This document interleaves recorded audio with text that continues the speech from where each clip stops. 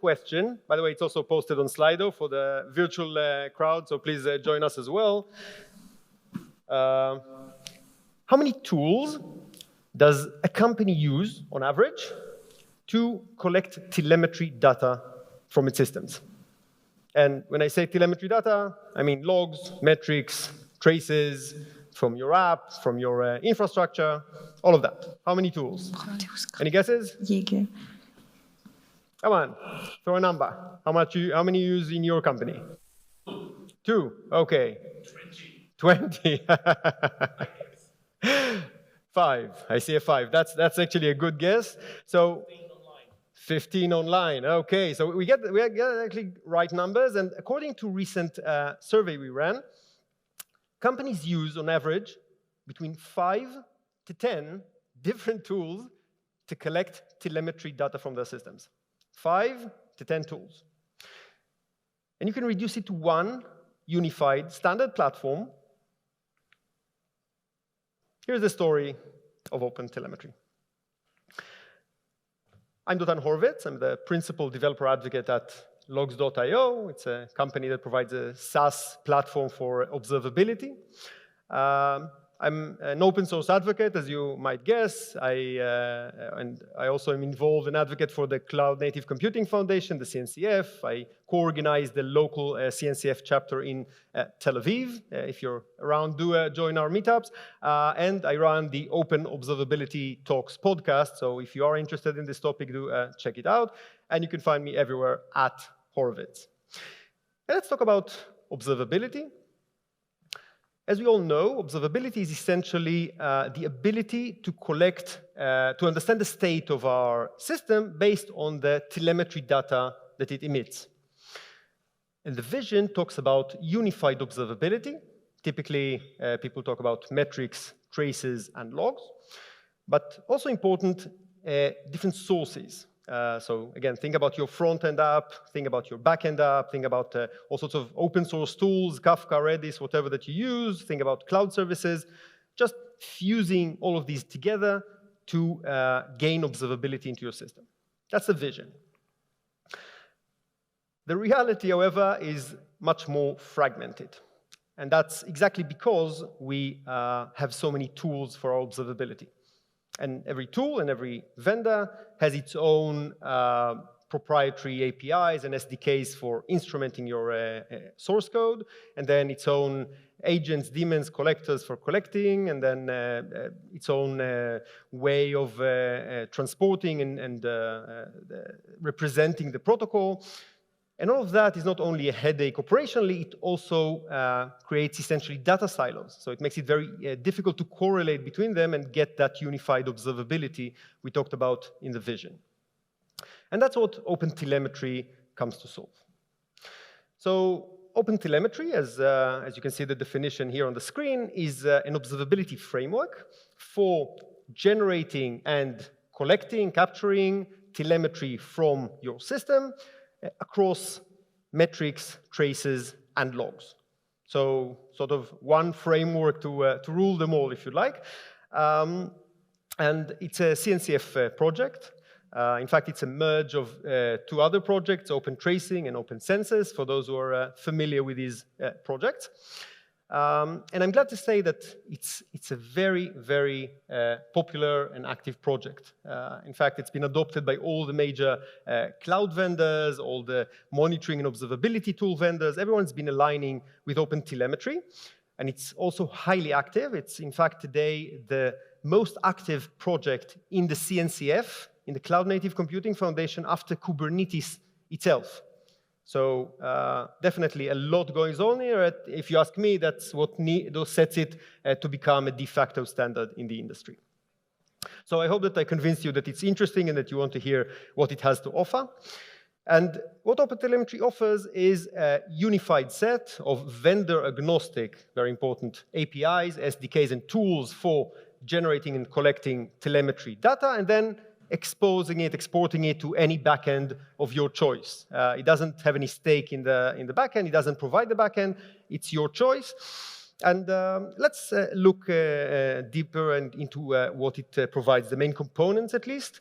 The first component is the specification that provides the cross-language requirements, namely the API spec, the SDK spec, and the data spec, semantic conventions, things such as that, across traces, metrics, and logs.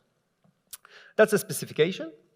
And then we have the client libraries. The client libraries, essentially, OpenTelemetry provides you with one API and SDK per language for instrumenting, manually instrumenting your source code, your application. And it also provides all sorts of agents for auto-instrumentation and some integrations with popular libraries, frameworks that you use in your programming language. That's the client library side of things. And then there's OpenTelemetry collector that can collect, process, collect your telemetry from different sources, process them, and then export it to your backend of choice. It's built like a typical data processing pipeline, so you have multiple receivers in multiple protocols. Your application emits traces in Jaeger format, plug in a Jaeger receiver, your application gets Prometheus metrics, plug in Prometheus receiver, so on. Then processing, different types of processing, batch, filter, modify, sample, whatever. You can also chain different processors together.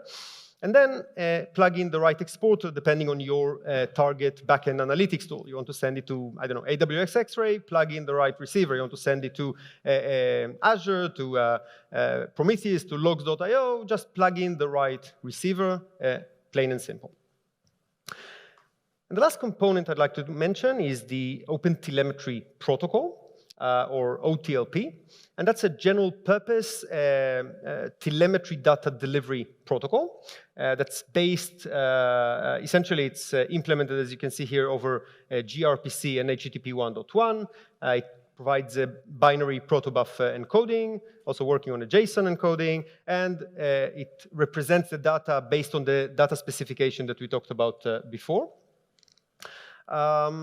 And one note, very important note, you don't have to use OTLP. So if you have in your system other protocols, as we saw also on the collector, you can just plug in the right receiver for your protocol or export on receiver. It doesn't mandate it. And also in general, the philosophy that we take in OpenTelemetry is that it's a loosely coupled architecture. You can use the SDK without the collector. You can use the collector without the SDK, and so on. But we aim to provide a holistic observability framework to generate and collect telemetry data. These are the main components. And now that we understand the project, let's talk about where it stands. What's the state of the project? And I'm going to talk about it per signal. First one is traces. That's the most mature one. And I'm glad to say that it's been GA, generally available for traces, since last year. We have quite a few client libraries already in many programming languages that are already also GA and you are ready to use, and many auto-instrumentation agents and so on. By the way, I'm going to deliver a talk at 9:45 about distributed tracing in K1, so you're all welcome to hear more about distributed tracing in general. So that's traces. Next is metrics that we announced a release candidate at KubeCon, recent KubeCon in May in Valencia. Meaning that GA is up and coming. We have already a few programming languages that have already the client libraries. We have Prometheus support, so that's where metrics is. And the least advanced, unfortunately, is logs. That is still experimental. However, we did announce just before KubeCon the protocol reaching stability. So that's one piece that is advancing. By the way, if you are interested in more updates about OpenTelemetry status from KubeCon, I did do a short blog post about that. You have the URL here at the bottom if you want to take a screenshot. And it has all the details about the news and updates of the project recently. And now that we see what it is, I want to talk about how to get started with OpenTelemetry. And I want to break it down. You saw there are many components there and many types of state of different types of projects. So let's see how to approach that proactively. And the first tip that I would like to give you, the best advice that I give everyone, is first start by knowing your tech stack. So what I suggest, ask yourself these questions that will help you analyze the relevant components for your system. First, ask which programming languages do you use in your system. That will help you determine which types of instrumentation SDKs you would need to use, and maybe some auto-instrumentation agents and frameworks that you use with them. That's one thing. And then ask yourselves which signals you're interested in, metrics, traces, logs, and also from which sources. So you have a Kafka cluster you need to be aware of, you need to Redis or whichever. That will help you determine the receivers that you will need to be using. And also in which protocols you're going to ingest. That's especially important if you have a brownfield project, so you have some sort of a component out there in your system that already is emitting in a specific protocol that you need to conform to, so you need to be aware of that. And the last question is which analytics tools you're going to send it to, the backend for analytics, because that will help you determine the exporters that you would need to use and the protocols for sending your telemetry. And once you figured this out, you just go and check the status for each of these components and follow the guides. There's a very useful page on OpenTelemetry.io website, the /status page that gives a good high-level status. And there are also many other resources, of course, the docs, the tech docs. There's a registry that helps you navigate through the massive GitHub repo of OpenTelemetry, so you can search and then help you navigate. And I invite all of you to check out the guide, a beginner's guide to OpenTelemetry that I wrote. You have a quick link here that I presented at KubeCon. It's a very good overview of all the main components of OpenTelemetry that I mentioned briefly now. It provides sub-guides for the different programming languages. So a Java sub-guide, a .NET sub-guide, a Python sub-guide, and so on, and also useful links per your tech stack, how to follow through and land in the right places within the massive OpenTelemetry GitHub and guide. So very useful. And of course, if you have any feedback about the guide or about the talk or any questions, feel free to reach out to me at Horovits. I'm Dotan Horovits. Thank you very much for listening and happy to answer questions. Cool. Thank you, Dotan.